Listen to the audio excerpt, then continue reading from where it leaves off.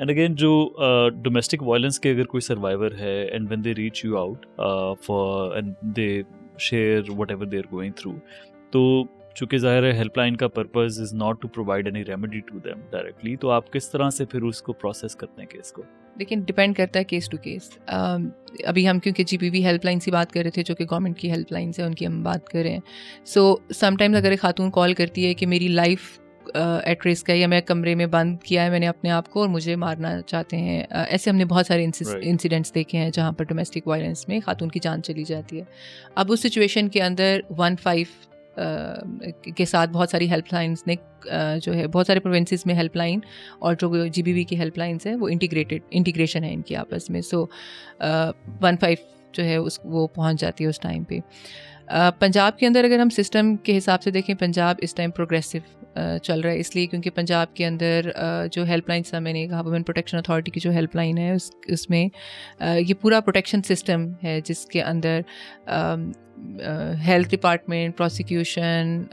Legal जो aid provide करते हैं, इसी तरीके से जो बाकी सर्विसेज हैं वो उसकी तरफ काम हो रहा है। अब प्रोटेक्शन सिस्टम लॉ के अंदर तो आपको पता है कि चीज़ें बहुत अच्छे तरीके से होती हैं, लेकिन उसको एग्जीक्यूट करने का इशू होता है। सो इवन क्योंकि अभी हम रिसेंटली जो काम कर रहे हैं इनके साथ, उसमें भी ये है कि अब अगर एक खातून है उसको बहुत ज़्यादा मार पड़ी है और उसका एक्सेसिव ब्लीडिंग है, सो उस सिचुएशन में शायद 15 हेल्प ना करे, वहाँ पर 1122 का जाना ज़रूरी है, क्योंकि 1122 इज़ इक्विप्ड कि उसकी लाइफ को सेव कर सकेंगे, क्योंकि 15 तो उसको लेके हॉस्पिटल पहुँचाएगी, लेकिन 1122 अगर पहुँच जाएगी तो उसकी लाइफ सिक्योर कर सकती है। सो आमतौर पे जब जीबीवी हेल्पलाइंस पे कॉल मौसूल होती है तो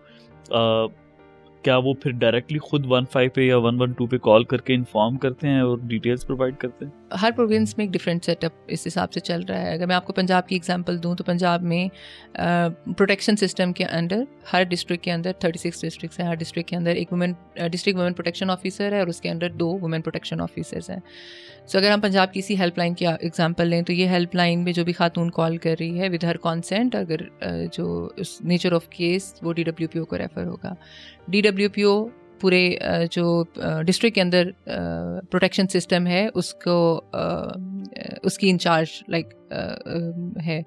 सो वो डिस्ट्रिक्ट वुमेन प्रोटेक्शन ऑफिसर जो है फिर वो आगे 15 को इंगेज करना है, 112 को इंगेज करना है, ख़ुद जाना है वहाँ पर, या वहाँ पर रिक्वायर्ड हेल्थ फैसिलिटी को इंगेज करना है, तो फिर उस तरह से प्रोसीड करते हैं।